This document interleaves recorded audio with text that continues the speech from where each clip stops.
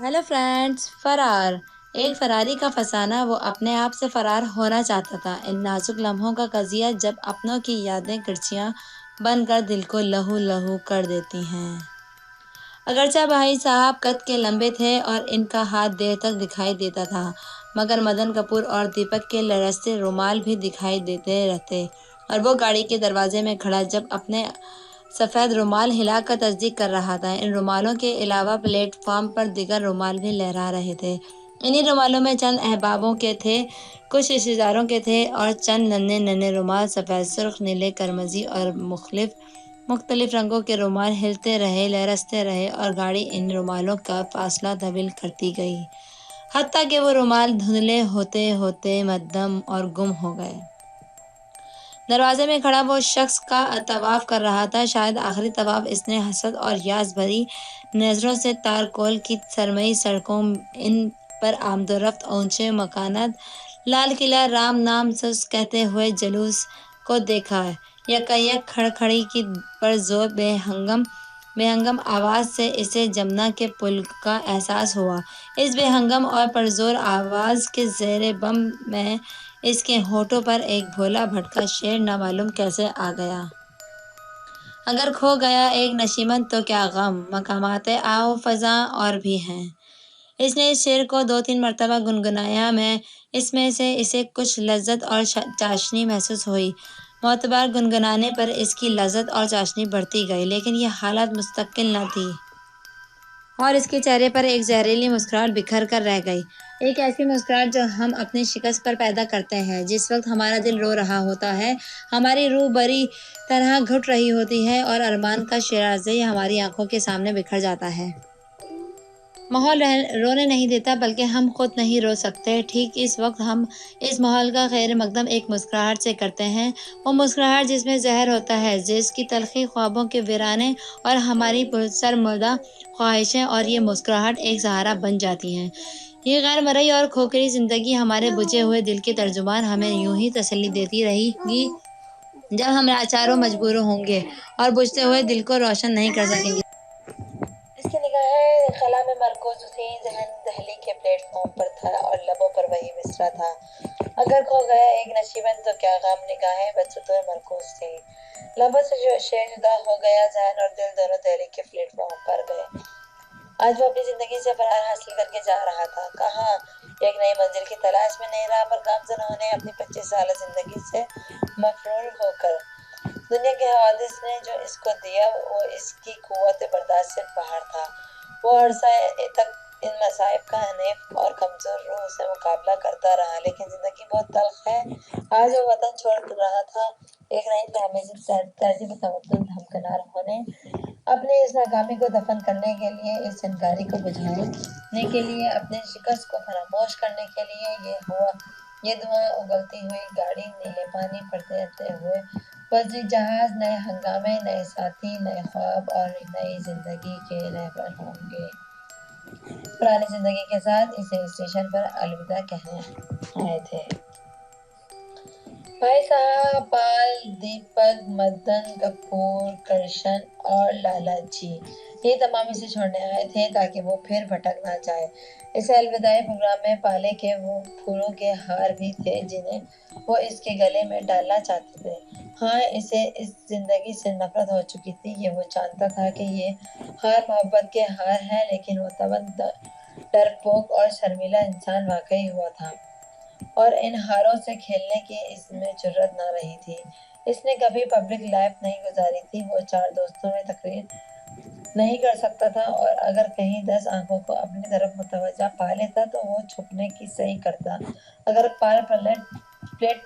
पुल platform पर खड़े इसे ये हार पहना देता तो इसका क्या हशर होता, मगर पॉल काफी ज़हीन वाक़या हुआ था।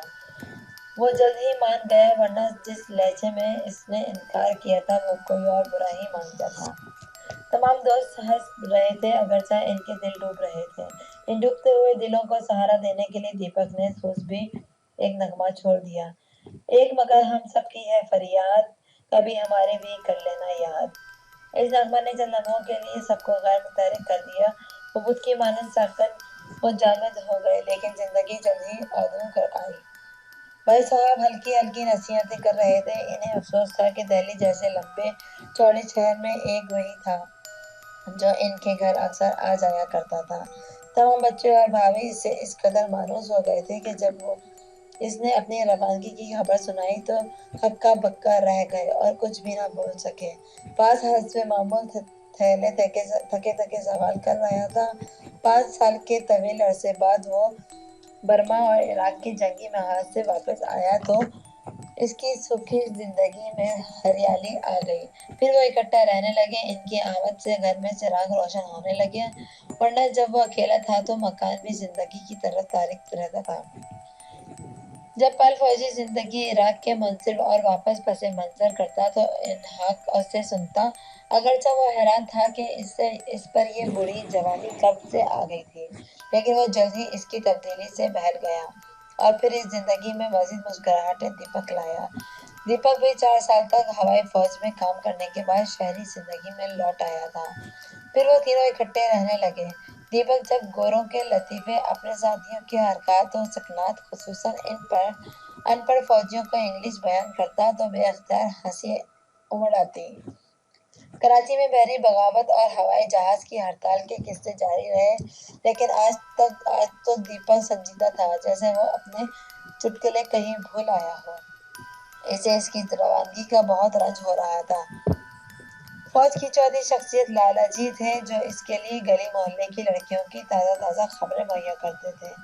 لیکن آج شاید لڑکیاں جلا وطن کر دی گئی تھی یا وہ جلا وطن کیا جا رہا تھا، اس لیے لالا جی چپ چاپ تھے. کبھی کبھی پاس بھری نظروں سے اسے دیکھ لیتے یا اگر پالیا کرشن کسی چٹکی پر کہکا بھرتے تو وہ بھی شریک ہو جاتے.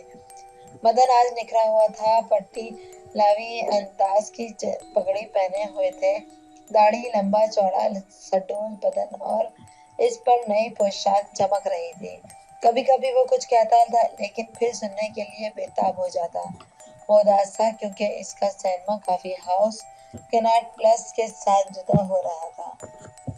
کپور بالکل سنجیدہ مطمئن تھا کہ کپور اس کی جدائی کو بری طرح محسوس کر رہا تھا. اس کا ہم راز اور دفتر کا ساتھی اس سے الگ ہو رہا تھا. اگرچہ وہ بہت کہنا چاہتا تھا مگر اس کی زبان خاموش تھی. آنکھوں سے شکوے ٹپکتے اور یہی خاموش شکوے اس کے دل کو کمزور بنا رہے تھے.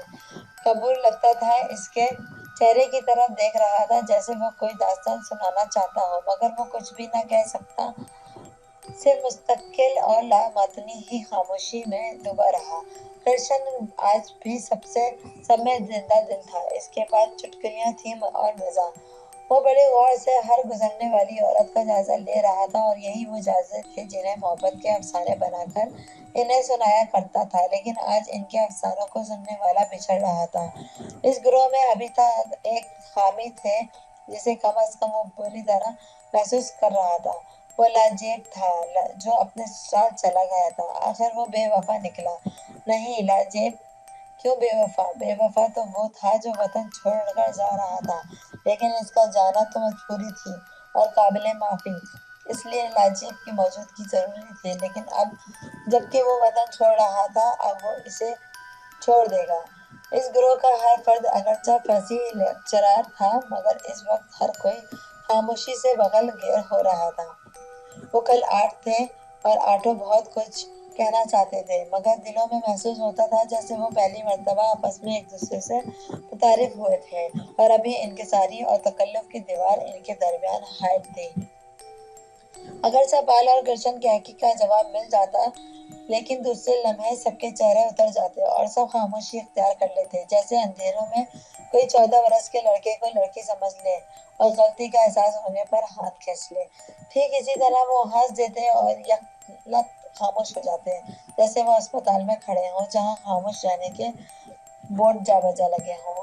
یکایک اس بے قرار خاموشی سے ایک آواز بلند ہوئی، کیشو تمہیں وطن سے دور وطن کی یاد تو نہیں ستائے گی؟ بال نے سوال کیا اور ساتھ ہی 14 آنکھیں اس کی طرف اڑ گئیں. وطن کی یاد ہو، کیشو نے طنز سے جواب دیا. رنگوں کے پکوڑے بنا کر خوبصورت عمارت، شکاگو کے دل فریب مناظر، سان فرانسسکو کی بلند بلند بلڈنگیں، نیو یارک ففتھ اینیوٹ گھر، سینما، مغربی فضا کی رنگینیاں، ایسے ماحول میں مجھے وطن کی کچی پکی غلیظ اور متفقین گلیاں کیوں یاد آئیں گی؟ اس نے اپنی بے چینی کو چھپاتے ہوئے کہا تھا۔ اور اب جب کہ گاڑی دہلی سے کئی میل دور نکل آئی تھی، سیکنڈ کلاس کے 24 دروازے کے ساتھ کھڑے اس ایک لمحے کے لیے احساس برتری سیکنڈ کلاس شاید اس کی زندگی کا پہلا اور آخری سیکنڈ کلاس کا سفر ہو۔ آج اس نے اپنے سفلا پن کا مظاہرہ کیا تھا، اپنے دوستوں کو امارات سے مرعوب کرنے کے لیے یا ظاہر کرنے کے لیے کہ وہ خوش خبر وطن سے روانہ ہو رہا ہے۔ اس نے یہ سیکنڈ کلاس کا ٹکٹ خریدا تھا۔ اسے اس سفر کے بعد کون سی ضروریات زندگی کو کم کرنا پڑے گا وہ بات آسان یہ سوچے گا، لیکن آج تو وہ اپنے 6 دوستوں اور ایک رشتے دار کو یہ جتانے میں کامیاب ہو گیا کہ وہ سیکنڈ کلاس میں سفر کر سکتا ہے۔ گاڑی میں کھڑے کھڑے اسے اپنے اس سفلا پن پر ہنسی آ گئی، لیکن ہنسی کے بعد وہ مسئلہ پھر زبان پر آ گیا۔ اگر کھو گیا ایک نصیبت تو کیا غم، اس نے اپنے دل کو ٹوٹلا۔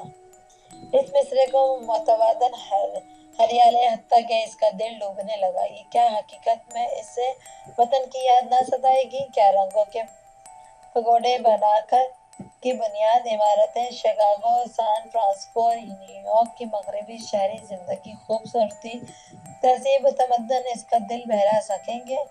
یا اسے متوقع سکون حاصل ہوگا؟ کیا اس کی روح اور قلب کو تسکین مل سکے گی؟ کیا اس کے خوابہ ارمان، آرزوئیں، تمنا بیدار ہو سکیں گی؟ کیا اس نئی زندگی مل سکے گی؟ اگر یہ سب ہوتا ہے تو اس کا دل کیوں ڈوب رہا ہے؟ ایک تیز نشتر کیوں اس کے دل میں اتر جاتا ہے؟ یہ اس کے حلق میں کانٹے سے کیوں چبھ رہے ہیں؟ یہ اس کے ہونٹ کیوں خشک ہو رہے ہیں؟ اور یہ آنکھوں میں آنسو کی جھلک کیسی؟ اس کا تو گھر بار بھی یہی تھا، وطن کی یاد کیسی؟ ابھی تو اس نے وطن کی زمین کو چھوڑا تک نہیں۔ اس کی روح کیوں بے چین ہو رہی ہے؟ سینے میں آندھی کیسی؟ جذبات میں کھلبلی کیوں؟ ذہن میں اضطراب کیسا؟ یہ بے قراری کیوں؟ کیا اسے ستلج کے کنارے آباد اس کے گاؤں کی یاد نہیں آئی؟ وہ سلطنت جس میں بچپن میں وہ ننگا نہایا کرتا تھا، چرخے کی گھوں سردیوں کی طویل حشا راتوں کو، عورتوں کا رت جگا گاؤں کے کنویں، لہراتے کھیت، بیلوں کی گھنٹیاں اور منتظم آواز، اسکول جہاں وہ دن کو تعلیم حاصل کرتا تھا اور شام کو ٹاک تقسیم کرتا تھا، ضلع کا ہائی اسکول، دہلی کا ہندو کالج، یہ سب مختلف دور کے دوست احباب اور ساتھی، اس پر وہ خوفناک خواب جس کی تعبیر نے اس کی حالت میں پہنچایا ہے، کیا یہ سب فراموش کر دے گا؟ نیو یارک کے کسی ناچ گھر میں لڑکیوں کے ساتھ ناچتے ہوئے اسے وطن کی لڑکیاں یاد تو نہیں آئیں گی؟ ریل کا سفر کرتے ہوئے باہر کھیتوں کو دیکھ کر اسے وطن کے کھیت تو یاد نہیں آئیں گے؟ انگریزی سینما گھروں میں سینما دیکھتے ہوئے دہلی کا وہ سینما یاد تو نہ آئے گا جہاں اس کی شناسائی نے محبت کا جنم دیا تھا؟ کیا حقیقت میں وہ سب بھول جائے گا، یعنی اپنے آپ کو بھول سکے گا؟ کیا یہ ممکن ہے؟ یکایک اس کا سر گھوم گیا، اسے تمام دنیا گھومتی نظر آئی۔ اگر وہ اپنے آپ کو سنبھال نہ لیتا تو گاڑی سے نیچے گر جاتا۔ خاموشی سے وہ اپنی سیٹ پر آ بیٹھا۔ ساتھ میں ایک مولانا تشریف فرما تھے۔ انہوں نے بڑے غور سے دیکھا اور مخاطب ہوئے، گستاخی معاف، کیا آپ ہندوستان سے باہر جا رہے ہیں؟ جی ہاں، اس کے منہ سے بے اختیار نکل گیا، اگرچہ دوسرے ہی لمحے اس نے چاہا کہ وہ اپنے جواب کو تردید کر دے، لیکن کسی غیبی طاقت کے زیر اثر وہ ایسا نہ کر سکا۔ تھینک یو فرینڈز، امید ہے آپ کو یہ اسٹوری پسند آئی ہوگی۔